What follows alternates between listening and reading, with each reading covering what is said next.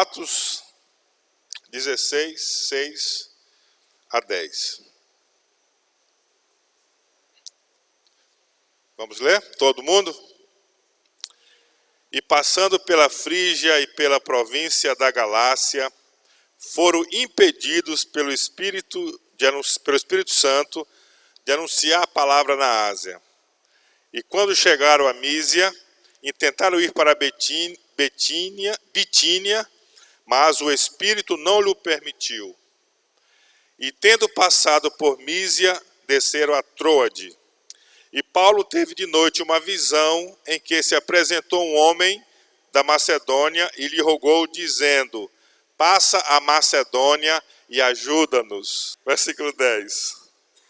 E logo depois desta visão, procuramos partir para a Macedônia, concluindo que o Senhor nos chamava para lhes anunciarmos o Evangelho.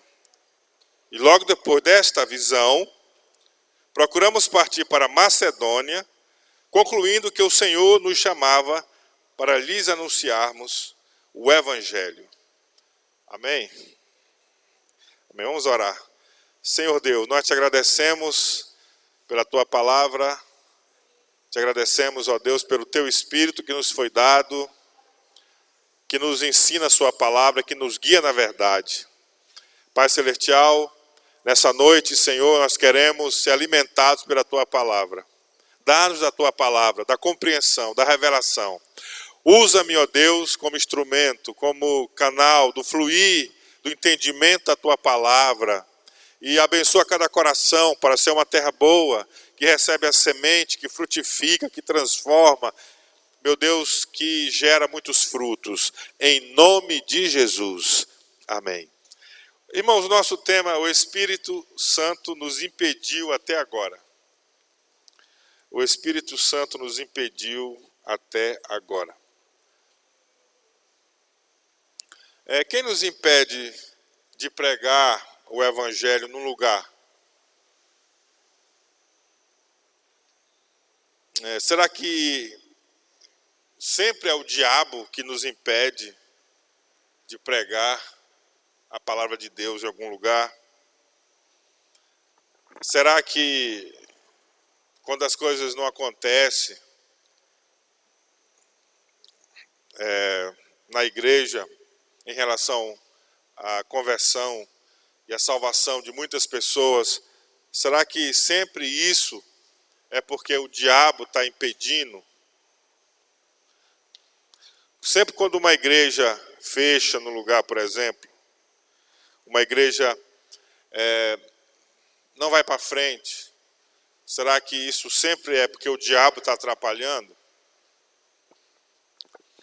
No versículo 6 desse capítulo 16 de Atos, diz assim: impedidos pelo Espírito Santo, intentaram ir, mas o Espírito não lhes permitiu. O Espírito não permitiu. Versículo 7, né? O Espírito não lhe permitiu. São Paulo queria pregar a palavra na província da Galácia, mas o Espírito Santo não deixou. Ele queria falar de Jesus naquela região, naquela localidade, mas o Espírito Santo não deixou. O Espírito Santo impediu, o resistiu, não sei como é que foi, mas o Espírito de Jesus não deixou. Então, irmãos, eu acredito, por esse versículo, que o Espírito de Deus pode nos impedir de pregar em determinado lugar. E da gente pregar em determinadas situações, da gente falar de Jesus em determinados ambientes, sob algumas circunstâncias. Pode acontecer que o Espírito Santo não permita que a gente fale de Cristo. É interessante, irmãos, que o próprio Senhor Jesus, ele não ficava malhando, insistindo para que as pessoas crescem à força, se convertessem e o seguissem. Jesus, ele não ficava enchendo a paciência das pessoas para que elas acreditassem nele, mas ele sempre dizia: quem quiser me seguir, quem quiser vir após mim, quem quiser. E no livro de Apocalipse ele diz: quem tiver fome e sede, quem tiver sede, venha e beba de graça da água da vida. Quem tiver sede, quem tiver fome, coma do pão da vida.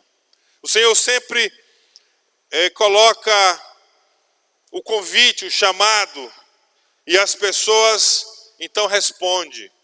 As pessoas então têm a oportunidade de responder ao chamado do Senhor. E é interessante, irmãos, que o Senhor Jesus teve uma experiência em Nazaré. Ele já havia começado o ministério e ele voltou para Nazaré, a sua cidade, onde ele foi criado. Ele nasceu em Belém. Amém? Jesus nasceu em Belém. Amém, irmãos? Mas não é em Belém do Pará, né? Belém da Judéia. Quando eu era criança, eu ficava pensando que era em Belém do Pará que ele tinha nascido. Mas ele nasceu em Belém da Judéia. Mas ele cresceu, teve a sua adolescência, a juventude em Nazaré. Jesus morou muito tempo em Nazaré. E ele volta para Nazaré. E diz o texto bíblico, em Marcos capítulo 6, que ali em Nazaré, Jesus não pôde fazer muitos milagres.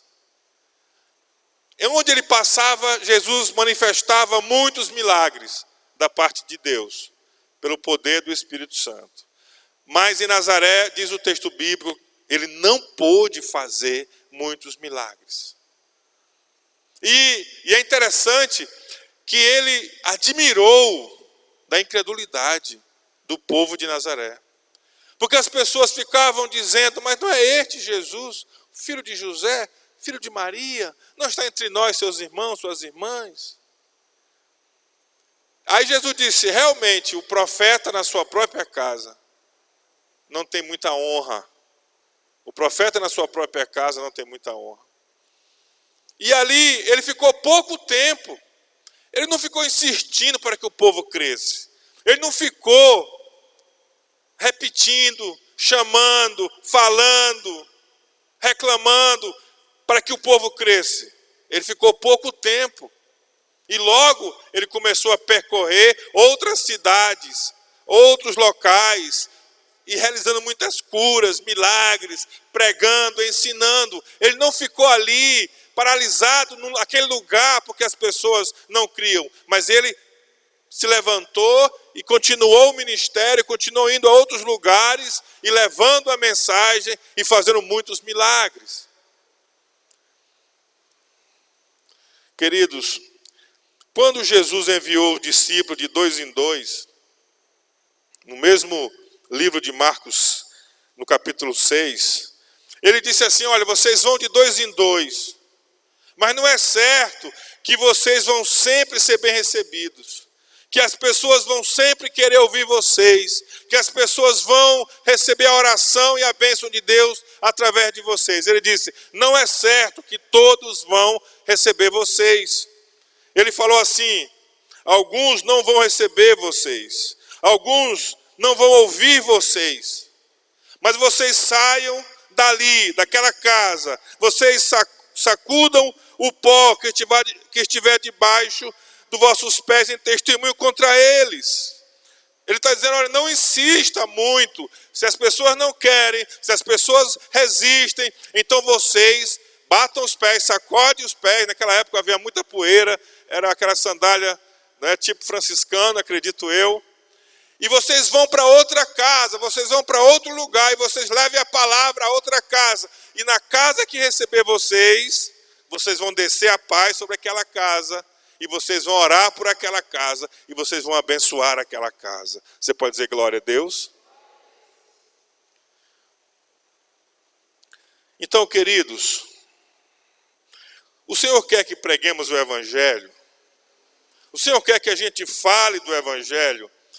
Eu creio que essa resposta todo mundo aqui sabe de qual é salteado. Porque é o que nós temos falado nessas últimas semanas.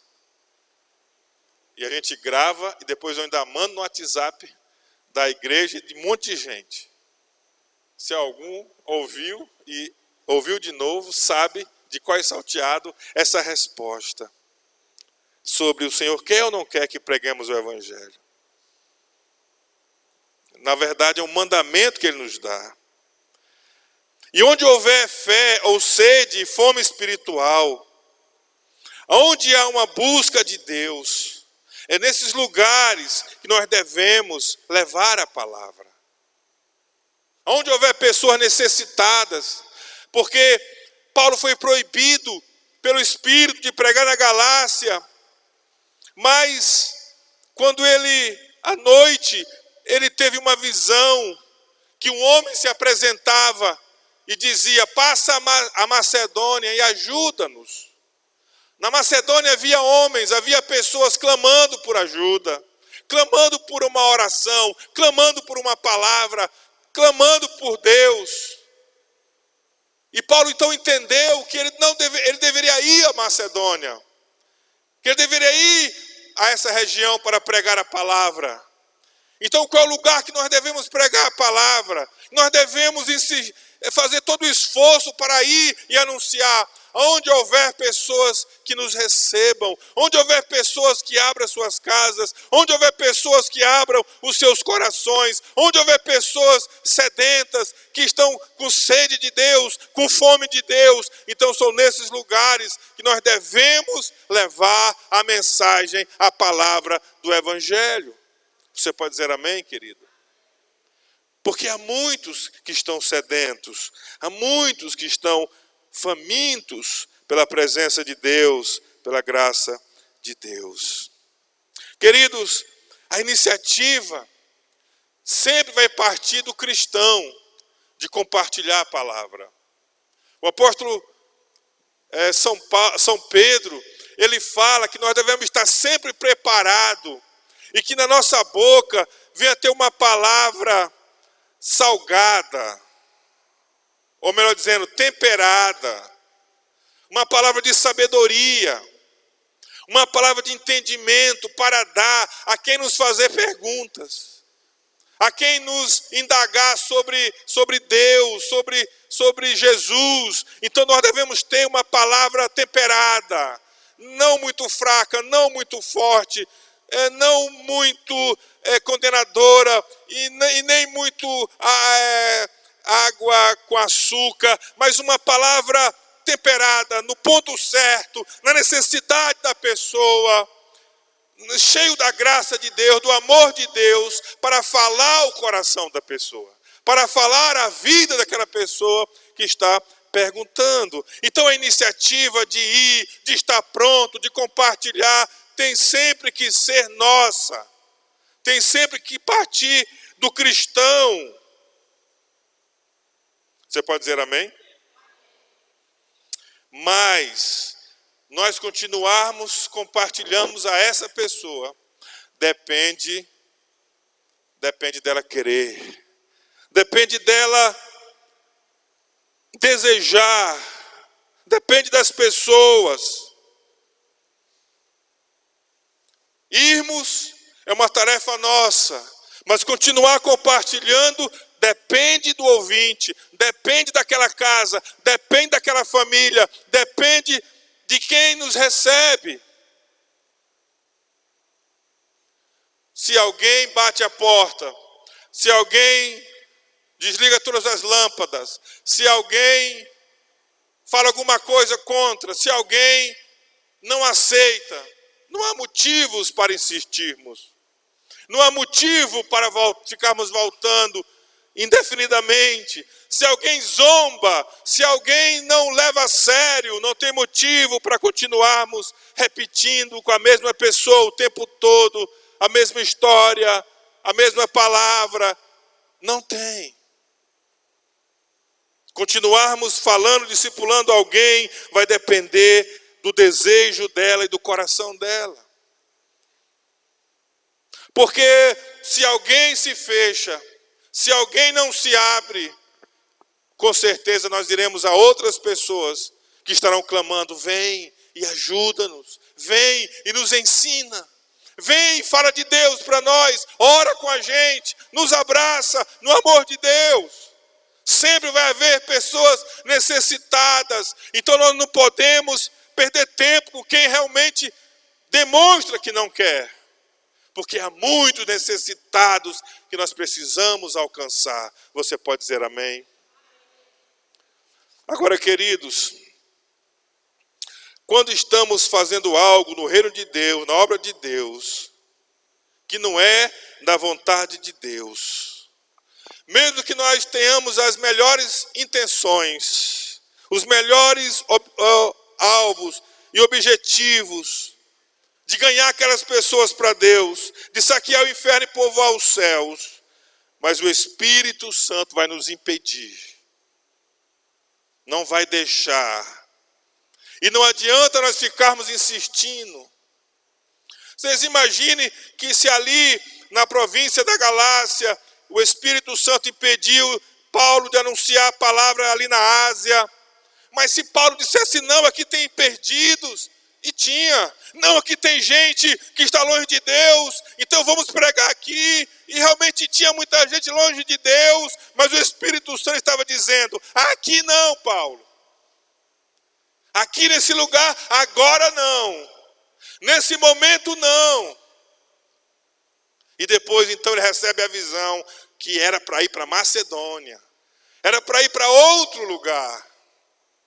Então, se ele insistisse ali, não haveria fruto para Deus.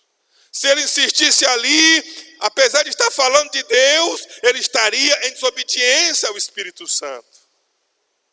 Não estaria honrando o Senhor Jesus.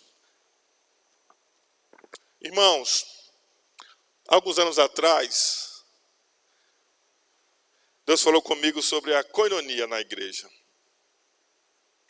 Eu não era pastor ainda. Faz anos mesmo. A koinonia é comunhão da igreja, né? Os slides dos livros, Vitor. E através da leitura de alguns livros, o primeiro não saiu, não sei porquê, que é o discípulo de João Carlos Ortiz, um pastor argentino. Fala muito da comunhão da igreja através das células, das reuniões nas casas. Esse livro, A Igreja do Caminho, com Jack Hayford, né? Também me despertou muito a entender a importância das reuniões nas casas, nos lares.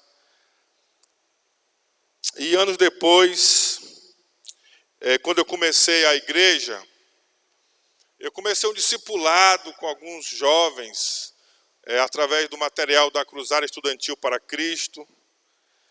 E depois de algum tempo, conheci o G12. Essa sigla aí. E o apelo do G12 era ganhar multidões, muita gente para Jesus. E durante alguns anos, eu procurei seguir fielmente a visão do G12. Mas as coisas não saíram como eu pensava. A igreja teve um crescimento razoável no início, extraordinário até. Nós chegamos a ter mais de 120 pessoas reunidas aos domingos, durante um bom tempo, muitos jovens, muitos adolescentes. Mas, passaram-se um tempo, houve assim um espalhamento, não sei se a palavra é essa, né? Uma dispersão das pessoas. Mas eu prefiro olhar para isso, eu prefiro olhar os nossos erros. Porque talvez a gente buscava muita gente, muitas pessoas na igreja, multidão, mas o nosso coração, com certeza, tinha muitas coisas erradas. A motivação, muitas vezes, era para a gente ter um respaldo diante de outros pastores, ficar talvez famoso, ou alguma coisa parecida. A nossa busca era muito por pessoas e não por Cristo mesmo. Eu creio que havia um engano quando a gente buscava aplicar o modelo para conseguir muita gente. Também percebi que os maiores influenciadores desse modelo, pelo Brasil e até em nossa igreja, eram pessoas que gostavam de holofotes. Eram pessoas que gostavam de poder, dominar as pessoas, ter domínio sobre as pessoas. E fazia as coisas muito, às vezes, por causa disso. Para ostentar que tinha muitos discípulos, que tinha muita gente. Fazia muito por isso, e menos por Cristo. E menos por Jesus. Então, irmãos, se o que eu estou falando é verdade, o Espírito Santo não podia deixar isso ir para frente em nosso meio. Se o que eu estou aqui falando para você nessa noite é uma verdade, o Espírito nos impediu. O Espírito Santo nos parou para que a gente não seguisse e não alcançasse o tanto de gente que nós queríamos alcançar. O Espírito de Deus não permitiu. Eu desconfio fortemente que, apesar da nossa vontade, da nossa boa intenção muitas vezes, e até um grande esforço financeiro, que nós investimos em equipes, pagamos equipe de fora, gente que veio, congressos e tantas coisas. Me lembro que um esforço físico tão grande eu fiz no encontro, que pregando 3 dias seguidos, que eu de noite tive que ir para o hospital, de tão fraco e de tão a sequela de tanto esforço para ministrar. E apesar de tudo isso, com o passar dos anos, a igreja não alcançou muita gente. E eu creio, irmãos, que o Espírito Santo não permitiu. O Espírito Santo nos impediu, me impediu. Tem um amigo meu que diz assim, um amigo de infância, né? Ah, Marcos, Deus te ama, porque não deixou que você entrasse nessa loucura. Ele fala isso para mim. Queridos, apesar dessa experiência, desses tempos, o nosso foco, apesar de deixarmos esse modelo, deixarmos esse exemplo, deixarmos esse referencial, outro referencial, mas o nosso foco ainda continua o mesmo. Pelo menos o meu, né? E de alguns irmãos. Mas todos iam celebrar se isso acontecesse. O nosso foco continua no crescimento da igreja. O nosso foco continua em ajuntar a pessoa num só lugar, no mesmo prédio. Mesmo que nós não usemos mais esse ou aquele modelo específico, mas a gente também continua querendo que todo mundo venha e se reúna no mesmo lugar. E eu percebo, irmãos, que ajuntar um povo num só lugar foi, no princípio, um erro da igreja primitiva. A igreja do Atos dos Apóstolos, eles também quiseram juntar todo mundo no mesmo lugar. E eles também quiseram permanecer todo mundo junto no mesmo lugar. No caso deles, eles conseguiram multidões. Eles conseguiram alcançar muita gente naquela evasão do Espírito, naquela manifestação do Espírito. Porque no versículo 6 do capítulo no versículo 7 do capítulo 6. E crescia a palavra de Deus, e em Jerusalém se multiplicava. Onde é que se multiplicava? Diga, em Jerusalém. Em Jerusalém. Muito número dos discípulos e grande parte dos sacerdotes obedecia à fé. Em Jerusalém.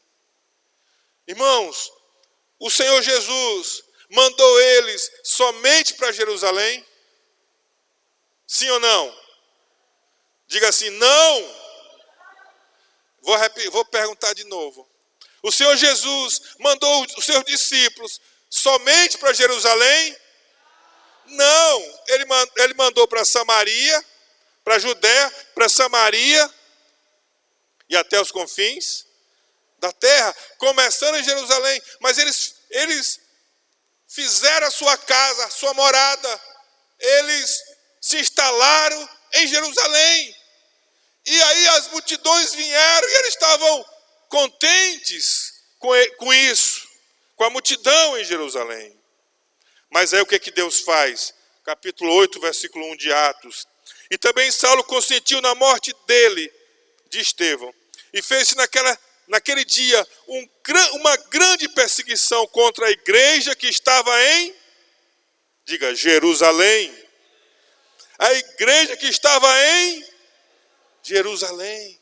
Onde é que a igreja estava? Onde é que a igreja estava, queridos? Mas eles eram para estar onde mais? Diga, Judéia, Samaria e até os confins da terra.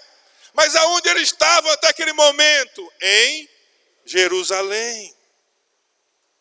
Mas aí veio a perseguição e todos foram dispersos pelas terras da Judéia e de Samaria, exceto os apóstolos. Os líderes não foram, permaneceram em Jerusalém, mas aí, com a perseguição, a igreja foi dispersa, todos foram dispersos, e na dispersão, eles alcançaram Judéia e Samaria. Eles começaram a cumprir a ordem de Jesus, e eles foram para Judéia e para Samaria. Mas foi preciso o quê? Diga, uma grande perseguição. Diga, uma grande perseguição. Aí, na perseguição, no desconforto, de forma obrigatória, não tinha opção, ou corria ou morria. Ou saía fora de Jerusalém, ou eles eram todos presos, mortos por Saulo e pelos judeus e pelos romanos. Então eles foram para Samaria, para a Judéia e para Samaria. Agora, interessante, irmãos, o versículo 4 de Atos 8. Mas os que andavam dispersos iam por toda parte, anunciando a palavra. Diga glória a Deus. Irmãos, eles tinham conhecimento da palavra. Eles aprenderam com os apóstolos. Eles ouviram de Jesus. Era uma igreja poderosa. Tinha diáconos, tinha muitos servos, muitos trabalhadores. Toda a igreja era bem instruída pela palavra. Então, quando eles foram, apesar da perseguição, mas eles não se calaram, eles iam anunciando a palavra na Judéia e na Samaria. Eles iam falando de Jesus. Eles não iam reclamando, eles não iam se lamentando, eles não iam tristes, chorando, mas apesar da perseguição, eles iam falando de Jesus. Talvez lembraram do mandamento do Senhor. Nós temos que ir para Samaria mesmo, já estamos aqui, vamos falar. Nós temos que ir para a Judéia mesmo, estamos aqui, vamos falar. E aí eles foram falando de Jesus. Queridos, nesse texto de Atos 8, de forma rápida, eu quero compartilhar 4 lições dessa palavra, de Atos 8. 4 lições. Primeiro, para multiplicar é preciso dispersar. Diga comigo, para multiplicar é preciso dispersar. Enquanto estamos naquela grande coinonia, naquela grande comunhão, ninguém quer deixar o grupo grande, a amizade da igreja, dos irmãos, da igreja local. Enquanto nós estamos olhando para as maravilhas que nós estamos vivendo e fazendo, e a nossa grande amizade, o tempo todo juntos, e se nós, como na igreja de Jerusalém, a igreja primitiva, se nós continuarmos querendo continuar juntos, nós não vamos cumprir o ID.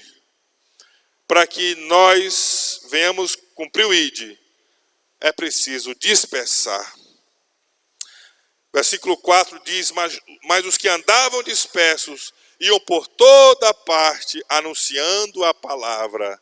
Diga glória a Deus. Então a dispersão de um grupo de irmãos, a dispersão de uma família, alguém da igreja morar longe, não é para enfraquecer na fé, não é para desistir da fé, porque se afastou da grande comunhão, mas é para onde você for, aonde você estiver, no bairro que você morar, é para ali você anunciar a palavra de Deus. Amém, querido? Anunciar o evangelho do Senhor, amém? Segundo, quando a igreja se espalha, multiplica-se milagres. Milagres acontecem.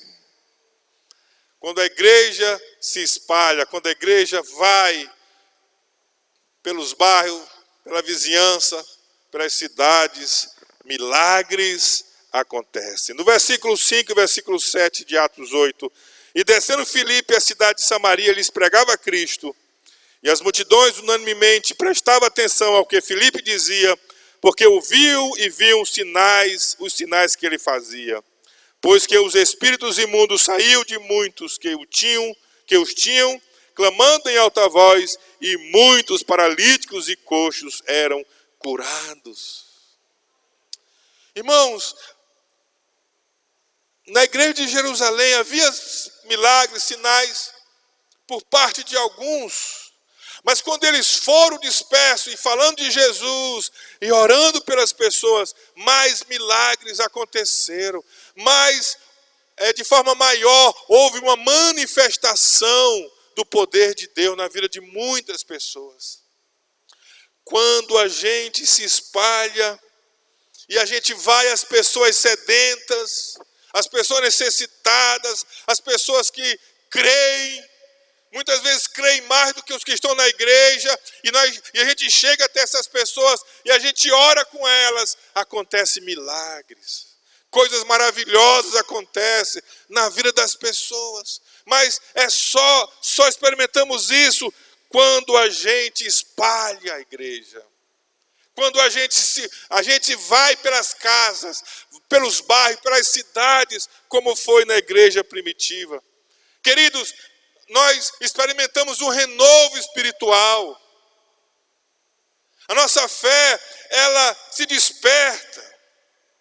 Então veja bem, o ficar desanima, o ficar adoece, atrofia.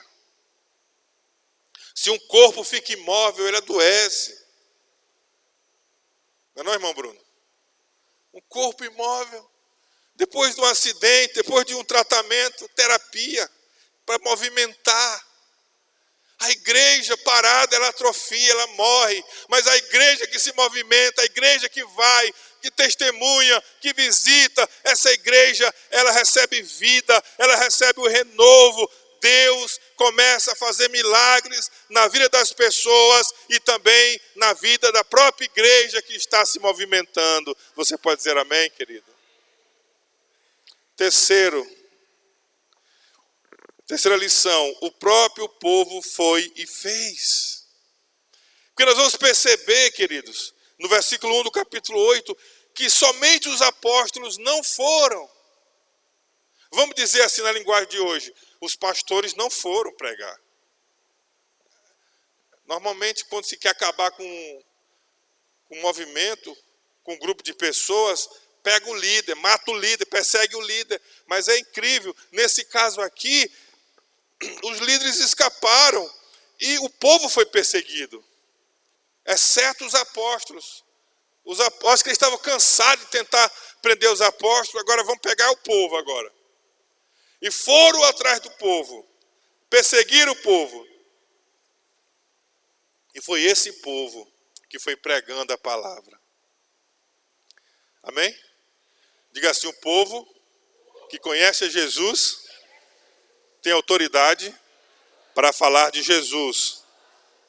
Então, queridos, a obra que Deus quer fazer não é através dos profissionais do púlpito, não é através dos especialistas da pregação, mas a grande obra que Deus quer fazer na terra, nesse tempo, é através de todo o seu povo. Você pode dizer amém? Você é um chamado de Deus para levar a mensagem para outras pessoas. Diga assim, essa obra é para mim. Diga, essa obra é para mim. Olha aqui para mim, irmãos. Eu creio que 90% dos irmãos aqui já têm o conhecimento suficiente, já têm o preparo teológico suficiente para falar de Jesus para outras pessoas. Você já tem as ferramentas que eu já coloquei na mão de vocês, muitas ferramentas, escritas, faladas. E todos aqui têm ferramentas nas mãos. E se não tem ali a livraria para você adquirir algumas ferramentas. E você tem o conhecimento da palavra o suficiente para você falar de Jesus e discipular pessoas para a glória de Deus. E experimentar essa alegria de ser uma testemunha de Jesus, de conduzir pessoas das trevas para a maravilhosa luz do Senhor. Você pode dizer glória a Deus? E é todo o corpo trabalhando, ajustado, ligado, operando, se movimentando, é que fará o aumento do corpo, o aumento da igreja de Jesus. Você pode dizer glória a Deus? E por último, os apóstolos não foram. Eles não foram. Nós vimos que a igreja que foi levando a palavra, mas eles não abandonaram a igreja. Eles não deixaram a igreja sem paternidade, vamos dizer assim. Mas eles, depois que começou o avivamento, começou a obra de Deus em Samaria, então eles foram supervisionar. Eles foram levar uma palavra, eles foram levar um dom, eles foram ver o que estava acontecendo, eles foram abençoar ali aquele lugar. Eles supervisionaram a igreja, as novas igrejas que estavam surgindo. Então, queridos, se na igreja se levanta irmãos para cuidar de um grupo de pessoas, esses irmãos que vão aos lugares, aos bairros, eles vão virar presbíteros. Se algum irmão resolve começar uma igreja numa outra cidade, ele foi lá, foi se mudar, de algum motivo fez ele ir para outra cidade, ali ele começa a falar, ele vira um apóstolo, porque um apóstolo é alguém enviado.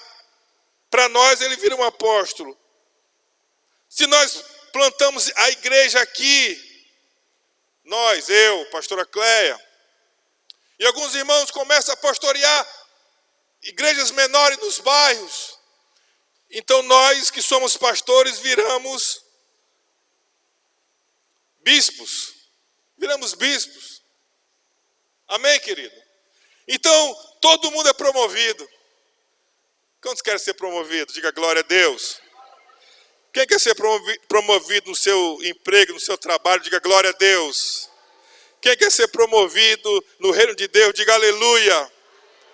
Então, queridos, não quer dizer que nós vamos ficar chamando alguém de presbítero, alguém de bispo, não é? Ficar dando nomes a esse ou aquele, mas são funções que iremos realizar, porque bispo quer dizer supervisor, porque presbítero quer dizer alguém que cuida do rebanho, pastor é alguém que cuida de pessoas. Então nós vamos exercer funções no reino de Deus. Você pode dizer glória a Deus?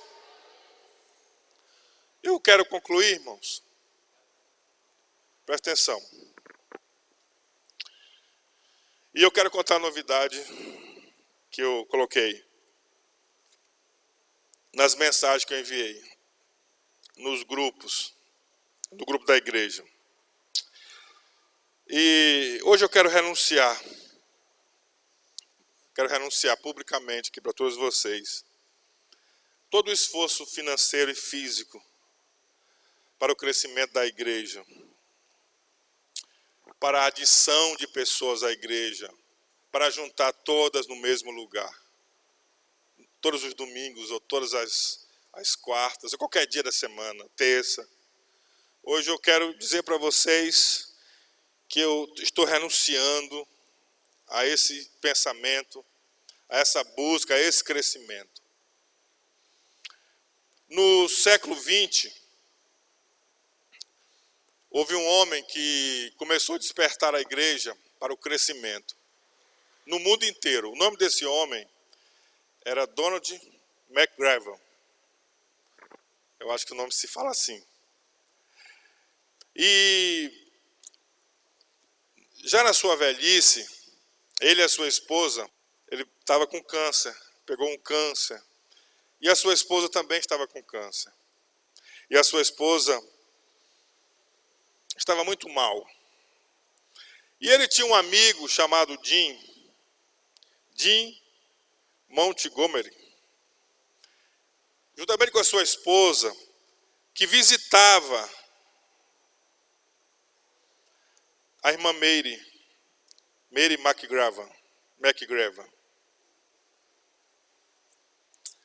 E com o passar do tempo, essa irmã estava bem mal mesmo. Já estava no estado bem avançado. E apesar de que o Donald, ele também tinha câncer, mas ele cuidava da sua esposa. E esse casal sempre visitava. E um dia, a irmã Lynn, que estava visitando juntamente com seu esposo Jim, a Mary, disse para o Donald: quando vocês se forem, nós vamos continuar com o crescimento, lutando, pregando, ensinando, trabalhando pelo crescimento da igreja no mundo. Ele falou para o Donald. E o Donald respondeu para ela assim: não chame mais o que nós fazemos, o que nós trabalhamos, de crescimento da igreja, mas chame isso de multiplicação da igreja. Não chame mais de crescimento da igreja, mas chame de multiplicação da igreja. Diga assim comigo: não é crescimento da igreja, é a multiplicação da igreja.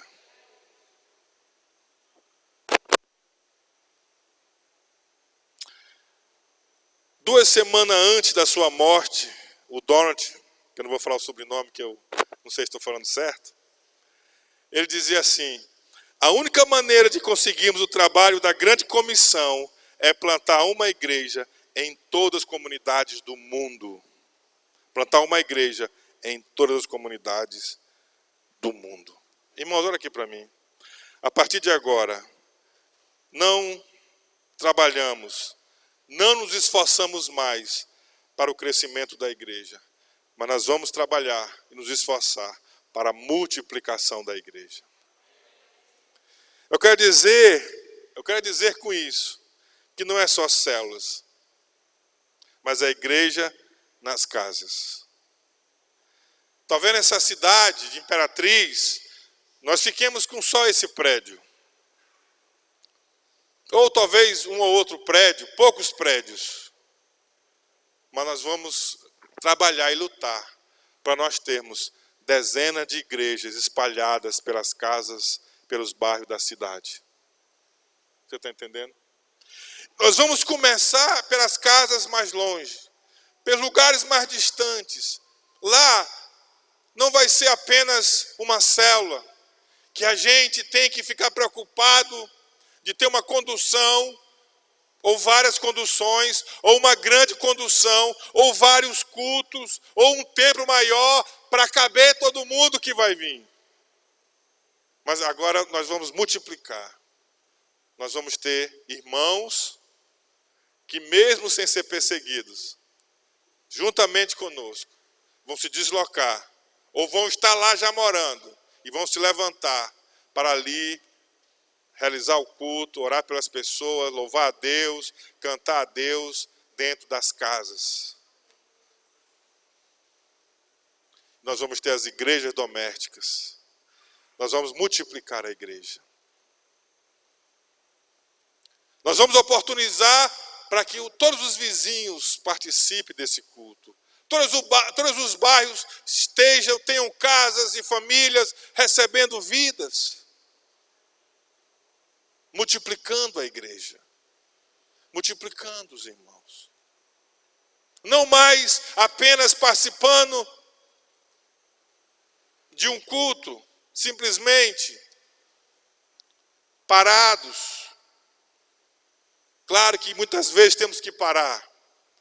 Mas também nós temos que nos movimentar. Nós temos que entrar em movimento. Colocar nossa fé em ação. Abraçar as pessoas, visitar as pessoas. Alcançar a cidade. Multiplicar a igreja. Você pode dizer glória a Deus? E eu pergunto nessa noite. Quantos entenderam a mensagem? Diga amém. Quantos podem dizer, pastor, eu quero cooperar com a multiplicação da igreja? Quantos querem cooperar com a multiplicação da igreja? Quantos podem dizer, pastor, a minha casa é longe daqui, a minha casa está aberta para reunir parte da igreja, para reunir pessoas. Pastor, eu moro aqui no centro, mas eu posso me dispor a cooperar com uma igreja doméstica em qualquer bairro da cidade, em qualquer lugar da cidade. Continuamos com as células. As células continuam, claro, mas no final de semana, em vez de vir para cá, reunir lá como igreja, um povo adorando e louvando a Deus de todo o coração, em nome de Jesus. Quantos querem cooperar? Diga glória a Deus. Quantos querem interceder por isso? Quantos vão levantar sua voz e orar por isso? Para que Deus nos ajude, para que Deus nos abençoe, para que Deus faça algo maravilhoso em nossas vidas. Amém, queridos? Irmãos, isso não é caro. Isso não exige grandes recursos financeiros. Isso exige apenas desejo, vontade, amor. Isso exige apenas o desejo de servir, de cooperar, de colaborar. Você pode dizer amém? Glória a Deus.